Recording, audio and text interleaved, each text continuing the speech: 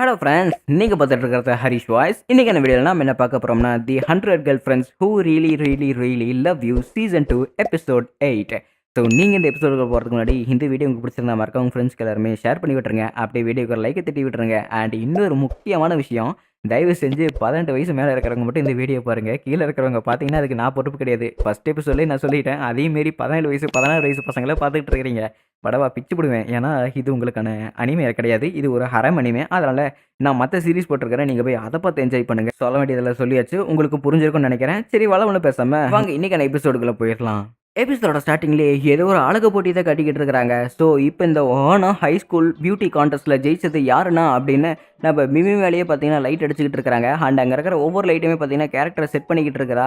And இந்த இடத்துல meme தான் ஜெயிப்பேன்னு பார்த்தா அந்த இடத்துல தெரியத்தனமாக நம்ம ஏஐ நானோ வந்து ஜெயிச்சிட்டா. இவங்களுக்கு செம ஆச்சரியமாக இருக்குது. ஏன்னா இவன் மட்டும்தான் இந்த இடத்துல அழகு நினச்சிக்கிட்டு இருக்கும்போது இவளுக்கு ஆப்போசிட்டில் இன்னொருத்தி வந்து இவளோட கடையை க்ளோஸ் பண்ணி விட்டுட்டா. அது யாருன்னா நம்ம ஏஐ நானோ தான். ஸோ நானோ இந்த இடத்துல நின்றுக்கிட்டு இருக்கும்போது நீங்கள் ஜெயிச்சிட்டீங்க அப்படின்னு எல்லாருமே சொல்கிறாங்க. நான் இந்த இடத்துல வழி தெரியாமல் இங்கே வந்துட்டேன், என்ன எதுக்காக இங்கே கூட்டிட்டு வந்து நிற்க வச்சிருக்கிறீங்க அப்படின்னு அவள் கேட்டுக்கிட்டு இருக்கிறா. ஸோ இப்போ நானோ ஜெயிச்சதுக்கப்புறம் எக்ஸ்கியூஸ் மீ ஏஐ நானோ, நான் அவங்க கூட சேர்ந்து பியூட்டி ஆகணும்னு ஆசைப்பட்றேன், நீ நானும் ஒன்றா சேர்ந்து வேணா ஃப்ரெண்ட்ஸ் ஆகலாமா அப்படின்னு அவள் கையை கொடுக்கும்போதே ஃப்ரெண்ட்ஷிப் அப்படிங்கிற ஒரு விஷயமெல்லாம் டைம் வேஸ்ட்டு. அந்த டைம் வேஸ்ட் பண்ணுற தருணத்தில் நம்ம வேறு எதாவது உருப்படியாக பண்ணலை அப்படின்னு மூஞ்சில் அடிக்கிற மாதிரி சொல்லிட்டு நம்ம நேனோங்கிறது கிளம்பிடுறாளா. அண்ட் அப்படியே ஃப்ளாஷ்பேக் எல்லாமே முடிச்சதுக்கப்புறம் இப்போ இவங்க 2 பேருக்குமே ஒரு பியூட்டி கான்டெஸ்ட், அதாவது பியூட்டி சர்ச் கான்டெஸ்ட் அப்படிங்கிறது. ஸோ இந்த கேம் ரொம்பவே சிம்பிளான ஒரு விஷயம். ஏன்னா இவங்க 2 பேர்த்தில் யார் பியூட்டி அப்படிங்கிற ஒரு விஷயம், அது யார் வந்து முடிவெடுக்கிறாங்களோ அதில் இவங்க 2 பேரில் ஒருத்தங்க தோப்பாங்க. அந்த தோக்கிற ஆள் நம்ம ஃபேமிலி விட்டு வெளியே போயக்கணும் அப்படிங்கிறாங்க. ஒரு நிமிஷம் இரு, ஃபேமிலி கான்டெஸ்ட்டு அண்ட் அது மட்டும் இல்லாமல் பியூட்டி கான்டெஸ்ட்னா நீங்கள் யாராவது அழகை தான் வெளிக்காட்டணுமே தவிர எதுக்கு வாயில் பேசிக்கிட்டு இருக்கிறீங்க அப்படின்னு நம்ம கரனை கோச்சிக்கிட்டு இருக்கிறா. ஐயோ, வாயில் பேசினது அழகா அப்படிலாம் கிடையாது. மற்றவங்களோட அழகை நாம் வாயில் சொன்னாலே போதும், அது நமக்கு ஒரு அழகு தான். அதனால் மற்றவங்களோட அழகு அவங்களோட குறிப்பீடை நம்ம கரெக்டாக சொன்னோம்னா அது அவங்களுக்கு பிடிச்சிருந்துச்சின்னா அது அவங்களுக்கு ஒரு பாயிண்ட்டு. ஸோ இப்படியே போக போக மொத்தமாக 9 ரவுண்ட் இருக்கும். அண்டு இப்படி போனால் தான் யார் அதிகப்படியான ஒரு மார்க் வாங்குறாங்களோ அவங்களுமே இந்த போட்டியில் ஜெயிச்சதாக அறிவிக்கப்படும் அப்படின்னு நம்ம மிமி சொல்லிக்கிட்டு இருக்கிறா. இதெல்லாம் நல்லதுக்கே கிடையாது பார்த்துங்க. இந்த மாதிரியெல்லாம் கேம் வச்சுக்கிட்டு இருந்தீங்கன்னா எனக்கு செம கடுப்பாயிரு அப்படின்னு கரணை சொல்லிக்கிட்டு இருக்கிறா. இந்த மாதிரி கேமெல்லாம் நம்மளோட கடவுள் கொடுத்த சர்ச்சிலே இருக்குது அப்படிங்கிறாங்க. எந்த கடவுள் உனக்கு இந்த மாதிரி கேம்லாம் தருது அப்படின்னு அவள் பிடிச்சி திட்டிக்கிட்டு இருக்கிறா. சரி அப்படின்னா முதல்ல நான் உங்ககிட்ட இருந்து ஆரம்பிக்க போகிறேன் அப்படின்னு நம்ம மிமி சொல்கிறா. என்னது என்கிட்ட இருந்தா? பாடியே என்கிட்ட இருந்தா கிழிஞ்சுதுப்போ அப்படின்னு அவள் கத்திக்கிட்டு இருக்கிறா. சரி அப்படின்னா உன்னோட அந்த அழகான பிக்கிட்டேயில் எனக்கு ரொம்ப பிடிச்சிருக்குது அப்படின்னு அவள் சொல்கிறா அவளோட உண்மையை. இவளுக்கு இது கேட்கும்போது ரொம்ப ஷாக்கிங்காக இருக்குதா. நம்ம 2 அதில் கமெண்டராக இருக்கிறாப்புல. ஸோ அவங்க கரெக்டான பாயிண்ட் சொன்னாங்கன்னா ஒரு பாயிண்ட் கொடுத்துருவான். ஆமாம் பியூட்டி, நீங்கள் சொன்னது உண்மைதான் அப்படின்னு 2 நம்ம மிமிக்கு ஒரு பாயிண்ட் கொடுத்துட்டான். இன்னொரு பக்கம் நம்ம நேனாவே பார்த்தீங்கன்னா அவள் பார்க்கறதுக்கு குழந்தைத்தனமாக இருக்கிறா, எனக்கு அது ரொம்பவே பிடிச்சிருக்குது அப்படின்னு சொல்கிறா. அதனால நம்ம நேனாவுக்குமே ஒரு பாயிண்ட் கிடச்சிருச்சு. அந்த கரணையை போட்டு செஞ்சுக்கிட்டு இருக்கிறாங்க. அவகிட்ட என்னென்ன நல்லது இருக்குது என்னென்ன கெட்டது இருக்குது அப்படின்னு சொல்லிட்டு பாயிண்ட்டாக பிரித்து வைக்கிறாங்க. பட் இவளுக்கு ரொம்பவே அழகாக இருக்குது அப்படின்னு ஒரு விஷயம் தான் காமனாக இருக்குதா. அவள் வெக்கப்பட்டுக்கிட்டு மூஞ்சியை தூக்கி வச்சுக்கிட்டா. அடுத்து ஹஹாரி, இவங்க ரொம்ப மெச்சூராக இருக்கிறாங்க, அது எனக்கு ரொம்ப பிடிச்சிருக்குது அப்படின்னு சொல்லிட்டு இவங்க பாயிண்ட் எடுத்துக்கிட்டு இருக்கிறாங்க. 1 பாயிண்ட் பியூட்டி, இன்னொரு பாயிண்ட் இன்னொரு பியூட்டிக்கு அப்படின்னு நம்ம 2 அவன் பாட்டுக்கு பாயிண்ட் கொடுத்துக்கிட்டே இருக்கிறான். ஸோ அடுத்ததான் ஈக்கு, இவன் ரொம்பவே ஸ்பீடாக இருப்பா, அண்டு பேஸ்பால் ரொம்ப விளையாடுவா, எனக்கு அது ரொம்ப பிடிக்கும் அப்படின்னு பேசிக்கிட்டு இருக்கிறாங்க. ஸோ இப்படியே போக போக மொத்தமாக 7 ரவுண்டு முடிஞ்சு போச்சா. இன்னும் சில பேர் தான் பாக்கி இருக்கிறாங்க. அதனால் அடுத்த போட்டிக்கு தயாராக இருக்கிறாங்க. அடுத்த போட்டியாளர் கண்டஸ்டண்ட்டாக வரப்போகிறது வேறு யாருமே கிடையாது, நம்ம ஷிசுக்கு தான். ஸோ ஷிசுக்கு ஏற்கனவே நம்ம நேனோ கூட தான் அதிக டைம் ஸ்பெண்ட் பண்ணியிருக்கிறனால இதில் கண்டிப்பாக மிமி தோற்றுருவாங்க. என்னை மன்னிச்சிருங்க மிமி, நீங்கள் தான் நம்ம குடும்பத்தை விட்டு போக போகிறீங்க அப்படின்னு ஹக்காரி யோசிச்சுக்கிட்டு இருக்கிறா. ஸோ இவங்க 2 பேருமே பேசிக்கிட்டு இருக்கும்போதே ஃபஸ்ட்டு பாயிண்ட்டே நம்ம நேனோ கை தூக்கிட்டா. ஐயோ, அவள் லீட் எடுத்துட்டாலே, இப்போ நான் தோற்றுருவேன் அப்படின்னு அவளுக்குள்ள ஒரு பயம் வந்துக்கிட்டு இருக்குது. ஆக்சுவலி இப்போது நம்ம நேனோ பார்க்குறதுக்கு க்யூட்டாக இருக்கிறா, அது எனக்கு ரொம்ப பிடிச்சிருக்குது அப்படிங்கிறாங்க. இல்லை பியூட்டி, அது பாயிண்ட் கன்சிடர் பண்ண முடியாது, ஏன்னா அந்த பியூட்டி கான்டெஸ்ட்டில் க்யூட் அப்படிங்கிற ஒரு விஷயம் வரவே கூடாது அப்படின்னு நம்ம 2 சொல்கிறான். சரி அப்படின்னா நான் இப்போ ஒரு பாயிண்ட் சொல்கிறேன் அப்படின்னு அவளுமே கையை தூக்குறா. அதாவது அவள் பார்க்குறதுக்கு குட்டியாக ரொம்பவே பியூட்டியாக இருக்கிறா அப்படின்னு அவள் சொல்லிட்ட ஒரு பாயிண்ட்டு அப்படின்னா அவளுக்கு ஒரு பாயிண்ட்டு. அதே சமயத்தில் நம்ம நேனோவுமே பார்த்தீங்கன்னா அவர் பார்க்குறதுக்கு துருன்னு க்யூட்டாக இருக்கிற அப்படின்னு மறுபடியும் க்யூட்னு ஒரு விஷயத்த சொல்லிடுறா. இவளுக்கு என்ன பண்ணுறதுனே தெரியல. ஏன்னா இந்த பியூட்டி கான்டெஸ்ட்டில் க்யூட் அப்படிங்கிற ஒரு விஷயமே இங்கே உள்ளே வரக்கூடாது. பட் நம்ம ஷிசுக்கோட அந்த க்யூட்னஸ்ஸு நம்ம நேனாவோட மண்டையை விட கொஞ்சம் கொஞ்சமாக சுரண்டி எடுத்துக்கிட்டு இருக்குது. ஷிசுக்கோட க்யூட்னஸ் இந்த இடத்துல இப்படி ஒரு முரட்டடி வாங்கிட்டு இருக்கிறாளா நேனோ அப்படின்னு எல்லாருமே ஆச்சரியப்பட்டுக்கிட்டு இருக்கிறாங்க. ஸோ இப்போ 4க்கு 4% 8 அப்படிங்கிற ஒரு பர்சன்டேஜில் கேம் முடிவடைய போகுது. அண்ட் அது மட்டும் இல்லாமல் இப்போ ஃபைனல் ரவுண்டாக நம்ம ரெண்டரோ தான் இருக்கிறாப்லையா. இப்போ ரெண்டரோட நல்லது கெட்டது அவன் பியூட்டியை பற்றி இவங்க எல்லாருமே சொல்லியாகணும். சரி அப்படின்னா நான் இந்த இடத்துல கமெண்ட்ரியாக இருக்கிறேன் அப்படின்னு மெய் ஒத்துக்கிட்டாங்களா. சரி அப்படின்னா போட்டி ஆரம்பிக்கட்டும் பியூட்டிஸ் அப்படின்னு அவங்களும் சொல்கிறாங்க. ஸோ ரெண்டரை பார்க்கறதுக்கு ரொம்பவே அழகாக இருக்கிறான். அவனோட ஐப்ரோஸ் எனக்கு ரொம்பவே பிடிச்சிருக்குது அப்படின்னு நம்ம மிம்மி சொல்லும்போது அக்செப்ட் உங்களுக்கு ஒரு பாயிண்ட் அப்படிங்கிறாங்க. எக்ஸ்கியூஸ் மீ மெய், உங்களுக்கு அது கன்ஃபார்மாக தெரியுமா? ஏன்னா என்னோட ஐப்ரோஸ் என்கிட்டே இல்லை அப்படின்னு அவன் சொல்கிறான். ரெண்டர் அவனோட ஐப்ரோஸ் எங்கடா போச்சு அப்படின்னு எல்லாருமே ஆச்சரியப்படும் போது அவனோட ஐப்ரோஸை அவனே ஷேவ் பண்ணி எடுத்துட்டான். இதெல்லாம் என்னடா பண்ணிக்கிட்டு இருக்கிற, ஏன் இந்த மாதிரி பண்ணிக்கிட்டு இருக்கிற அப்படின்னா எல்லாத்துக்குமே செம்ம டவுட்டாக இருக்குதா. அப்படின்னா மிமி நீங்கள் சொன்னது தப்பு, உங்களுக்கு ஒரு பாயிண்ட் கிடையாது அப்படின்னு மெய் சொல்லிடுறா. என்னது பாயிண்ட் கிடையாது அப்படின்னு ஆச்சரியப்பட்டுக்கிட்டு இருக்கும்போது எனக்கு ஒரு பாயிண்ட் தோணுது. ஏன்னா ரெண்டரோ டிப்டாப்பாக ட்ரெஸ் போட்டிருப்பான், அது ரொம்பவே அழகாக இருக்கும் அப்படின்னு நம்ம நேனை சொல்கிறா. அவன் ட்ரெஸ்ஸு கோஆர்டினேஷனே எல்லாத்தையுமே கிழிச்சு போட்டுட்டான். ஏன்னா அவனுக்கு ட்ரெஸ்ஸு வேணால் ஒன்று வேணும் அப்படின்னு சட்டை கிழிச்சு போட்டுட்டான். சரி அப்படின்னா அவனோட அழகான அந்த முடி எனக்கு ரொம்ப பிடிச்சிருக்குது அப்படின்னு நம்ம மிமி சொல்லும் போது அவனோட அந்த அழகான பேண்ட்டு ஷூ எல்லாமே எனக்கு பிடிச்சிருக்குது அப்படின்னு சொல்லிட்டு ஒவ்வொரு விஷயத்த சொல்கிறாங்க. அவங்க என்ன சொல்கிறாங்களோ அந்த எல்லா விஷயத்தையுமே பார்த்தீங்கன்னா நம்ம ரெண்டரை வந்து முழுசாக பாழாக்கி விட்டுறான். இப்போ அவனோட பாடி கம்ப்ளீட்டாக வந்து வித்தியாசமாக ஆயிடுச்சு. ஸோ இப்போ இவங்க 2 பேர்த்துக்கு மூச்சு வாங்கிட்டு இருக்குது, என்ன பண்ணுறதுனே தெரியல. இப்போ நம்ம ரெண்டரை பார்க்கும்போது தெரியுது இவங்க சொன்னதுக்கு அப்படியே ஆப்போசிட்டாக இருக்கிறான். பார்க்குறதுக்கு யார் மாதிரி இருக்கிறாங்க அப்படின்னு சொல்லிட்டு கீழே கமெண்ட் பண்ணுங்கள். அண்ட் அது மட்டும் இல்லாமல் நீங்கள் என்ன பண்ணாலுமே சரி, நீங்கள் சொன்னது எல்லாமே தப்பு அப்படின்னா இந்த கேம் இதோட முடியுது. ஸோ இந்த பியூட்டி கான்டெஸ்ட்டில் 2 பேருமே ட்ராவில் ஜெயிச்சிட்டீங்க. அதனால் இங்கே யாருமே தோக்கவும் இல்லை, நம்ம ரெண்டரை ஃபேமிலி விட்டு யாருமே வெளியும் போக மாட்டாங்க அப்படின்னு ரெண்டர் அந்த இடத்துல ரொம்ப சந்தோஷமாக சொல்லிக்கிட்டு இருக்கிறான். பட் இது எல்லாமே இவங்க யாருமே வீட்டை விட்டு வெளியே போகக்கூடாது, அதாவது ரெண்டரை ஃபேமிலி விட்டு வெளியே போகக்கூடாது அப்படிங்கிற ஒரு விஷயத்துக்காக தான் அவன் செஞ்சுட்டு இருக்கிறான் அப்படின்னு இங்கே இருக்கிற சில பேர் புரிஞ்சுக்கிட்டாங்களா.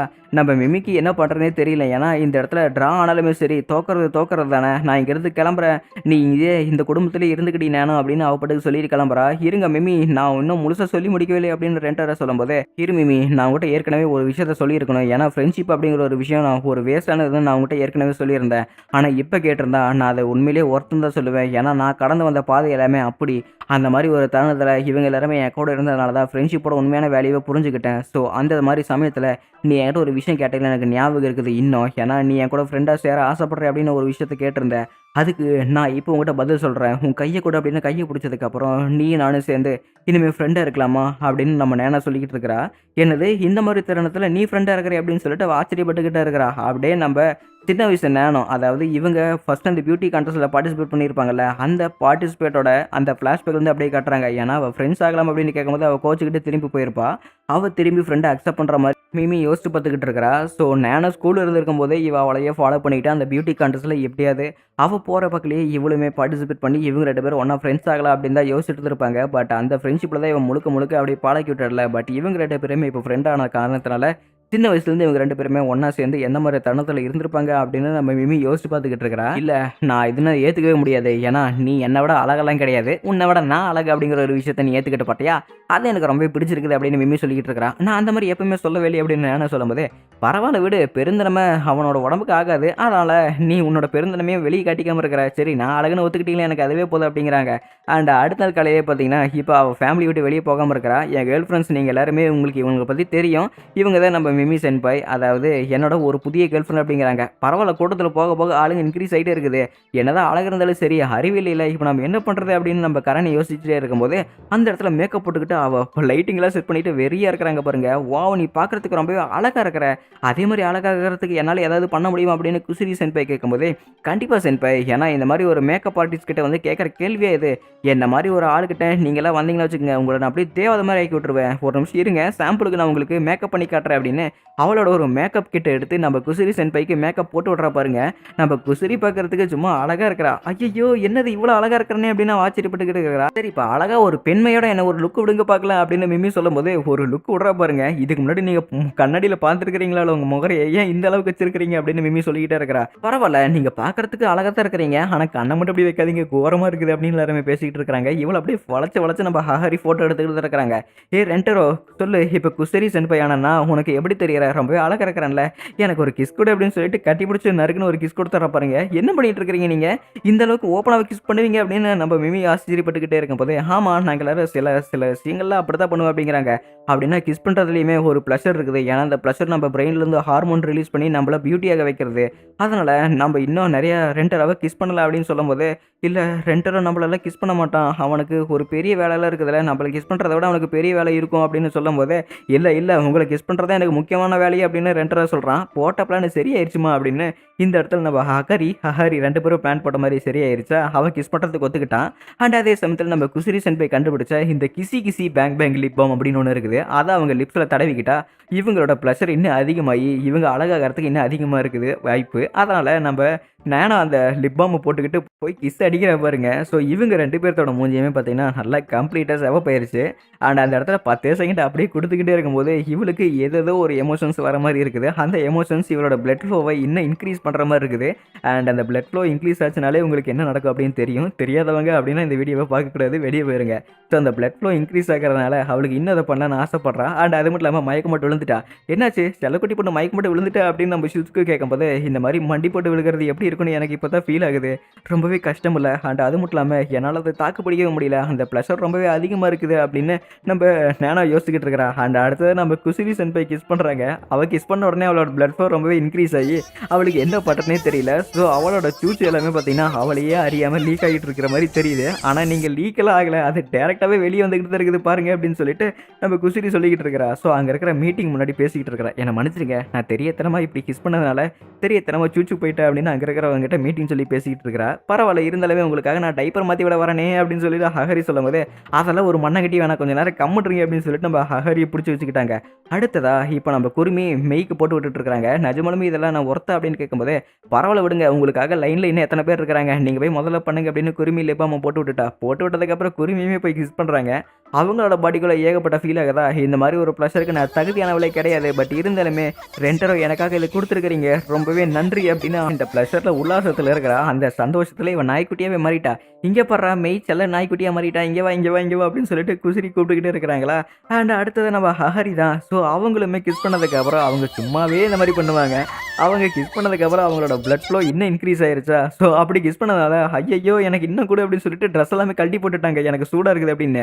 நீங்கள் இந்த இடத்துல ஒரு டீச்சரு என்ன இந்த மாதிரி எல்லாம் பண்ணிட்டு இருக்கிறீங்க அப்படின்னு சொல்லிட்டு அப்படியே கரணே ஹக்கரி 2 பேரும் தூக்கிட்டு போயிட்டாங்க. அடுத்ததான் நம்ம இக்கு தான். ஸோ இக்கு இந்த மாதிரி கிஸ் பண்ணதால அவளோட பாடிக்குள்ள கம்ப்ளீட்டாக பிளட் ஃப்ளோ இன்னும் இன்க்ரீஸ் ஆகிட்டு இருக்குது. ரெண்டரை காதலிக்கிற அப்படின்னு சொல்லிட்டு அந்த ப்ளஷர் இன்க்ரீஸ் ஆக இவங்களுக்குமே அந்த எமோஷன்ஸ் வந்து ரொம்ப அதிகமாகிட்டு இருக்குது. அந்த எமோஷன்ஸ் கண்ட்ரோல் பண்ண முடியாமல் இவ கைகள் எல்லாமே நடுங்குது. அவளை தூக்கிட்டு வாங்கடா கட்டு போடணும் அப்படின்னு சொல்லிட்டு அவளை தூக்கிட்டு வந்துட்டாங்களா. அடுத்ததான் நம்ம சுண்டேரியான கரணே தான். எனக்கு ஒன்று உன்னை முத்தம் கொடுக்கணும்னு ஆசை எல்லாமே கிடையாது அப்படின்னு அவள் பிரிண்ட் பண்ணும்போதே பரவாயில்ல வா, எனக்கு உன்னை பார்க்கும்போது ரொம்ப க்யூட்டாக இருக்குது, வந்து நீயே கூட அப்படின்னு சொல்லிட்டு சும்மா இருக்கிறவே பிடிச்சி கிஸ் பண்ணி விட்டுட்டா. ஐயோ இந்த ப்ளஷர் இந்த மாதிரி தான் இருக்குமா அப்படின்னு சொல்லிட்டு அவளுக்குமே ரொம்ப ஆசையாக இருக்குதா. அண்ட் இந்த இடத்துல இன்னும் இறுக்கி கட்டி பிடிச்சி கிஸ் பண்ணுற பாருங்க, அவனுக்கு முதுகெலும்பே உடஞ்சி போச்சு. ஐயோ இந்த அளவுக்கு பண்ணிட்டாலே பைத்தியக்காரி அப்படின்னு சொல்லிட்டு நம்ம 2 பேரும் மயக்க மட்டும் விழுகிற நிலைமைக்கு வந்துட்டான். நான் ஒன்றும் வாலண்டியர்லாம் பண்ணவில்லை, அவன் நான் அந்த மாதிரி செஞ்சுட்டு இருந்தேன் அப்படின்னு கரணே சொல்கிறா. சரி அப்படின்னு என்ன வந்து பிடி எல்லாமே சரியா இருக்கிறான்னு பார்க்கல அப்படின்னு யுகம் அந்த இடத்துல கட்டி பிடிச்சி அவஸ்தப்பட்டுக்கிட்டு இருக்கிறா. உனக்கு கிஸ் பண்ணுறதுக்கு ஓகே தானே அப்படின்னு நம்ம குருமிகிட்ட கேட்கும்போது அதெல்லாம் எந்த பிரச்சனையுமே இல்லை வா அப்படின்னு சொல்லிட்டு பண்ணுறாங்க. எல்லாம் மீறி போகிறீங்களா டே, அந்த மாதிரி தான் எனக்கெல்லாம் இருக்குது இப்போ. ஏன்னா இப்போ மிடில் ஸ்கூலரையுமே பார்த்தீங்கன்னா இவன் கிஸ் பண்ணிடுறானா, அந்த ஃபீலிங் என்ன பிடிச்சிருக்கு அப்படிங்கிறதுக்காக செகண்ட் டைம் கிஸ் பண்ண ஆசைப்படுறான். நான் உங்களை விட சின்ன பொண்ணுங்கிறதுனால எதுக்காக என்ன குழந்தை மாதிரி ட்ரீட் பண்ணீங்க, நானும் ஒரு பெரிய பொண்ணு தான் அப்படின்னு அவள் பேசிக்கிட்டே கிஸ் பண்ணிக்கிட்டு இருக்கிறா. ஐயோ ஷிசுக்கும் நம்மளை பார்த்துக்கிட்டு தான் இருக்கிறா, மறந்துட்டீங்க அப்படின்னு சொல்லிட்டு இவங்க 2 பேரும் வெக்கப்பட்டுக்கிட்டு வரமா போகிறாங்களா. அடுத்ததாக ஷிசுக்கோ நீ எதுக்கு பயப்படாத அப்படின்னு சொல்லும்போது நான் பயப்படவில்லையா அப்படின்னு அவள் சொல்கிறா. சரி அப்படின்னா அடுத்ததே இப்போ நம்ம ஷிசுக்கு கிஸ் பண்ணுறான்னா ஷிசுக்குமே பார்த்தீங்கன்னா அதிகமான ஒரு ப்ளஷர் ரிலீஸ் ஆகுது. ஸோ இப்போ இவங்களுமே பார்த்தீங்கன்னா அந்த பிளட் ஃப்ளோ இன்க்ரீஸ் ஆகிறதுனால இவங்க அந்த மாதிரி ஆர்கேசமெல்லாம் விட்டுட்டு திரிகிறாங்க. ஐயோ அப்படின்னு சொல்லிட்டு அந்த சந்தோஷத்துலேயே காத்தோட காத்தா பறந்துட்டா. ஐயோ ஷிசுக்கு பறந்துக்கிட்டு இருக்கிறா, யாராவது காப்பாற்றுங்க அப்படின்னு நம்ம 2 பேரை கத்தும் போது நம்ம நேனை போய் டப்புன்னு பிடிச்சிட்டா. அடுத்ததா மாமியோட பொண்ணு ஹக்கரி தான். ஸோ இப்போ ஹக்கரியுமே கிஸ் பண்ண வந்திருக்கிறாளா. சரி நான் வர 2 அப்படின்னா அவளுமே போய் கிஸ் பண்ணுறா. கிஸ் பண்ணதுக்கப்புறம் இவளுக்கு சும்மாவே ப்ளஷர் இன்க்ரீஸ் ஆகும். ஸோ இந்த மாதிரி லிபாமெல்லாம் போட்டு விட்டதுக்கப்புறம் அவளுக்கு இன்னுமே இன்க்ரீஸ் ஆயிடுச்சா. அந்த அளவுக்கு ஓவர் ப்ளஷர் கொடுத்துறதுனால அவளோட மூக்குலேருந்து ரத்தம் சும்மா பீச்சிக்கிட்டு அடிக்குது. அவள் மயக்கம் மட்டும் விழுந்துட்டா. என்னடா இந்த அளவுக்கு நோஸ் ப்ளீட் ஆயிருக்குது அப்படின்னு நம்ம கரணை ஆச்சிட்டு விட்டுக்கிட்டு பார்த்துக்கிட்டே இருக்கிறாளா. ஏய் ஹக்கரி உனக்கு எதாகலையே, கண்ணை முடிச்சு பாருடி அப்படின்னு சொல்லிட்டு கரணை சொல்லிக்கிட்டு இருக்கிறா. அண்ட் அதே சமயத்தில் நம்ம ஹக்கரிக்கு கரணையை பார்க்கும்போது 2 மாதிரி இருந்துருக்காட்டிருக்குது. சும்மா இருக்கிறவளை கூப்பிட்டு மறுபடியும் அவங்க 2 பேரும் கிஸ் பண்ணிக்கிட்டு இருக்கிறாங்க. இவங்க 2 பேரும் கிஸ் பண்ணுறதை பார்த்துட்டு ஹக்கரியுமே பார்த்தீங்கன்னா அவங்க ஃபோட்டோ எடுத்துக்கிட்டு இருக்கிறாங்க. என்ன விடுடி எதுக்கடி என்ன பிடிச்சி அடிச்சுக்கிட்டு இருக்கிற அப்படின்னு சொல்லிட்டு இவங்க 2 பேருக்குமே ப்ளஷர் இன்க்ரீஸ் ஆகி பண்ணிக்கிட்டு சொல்லிக்கிட்டு இருக்காங்களா.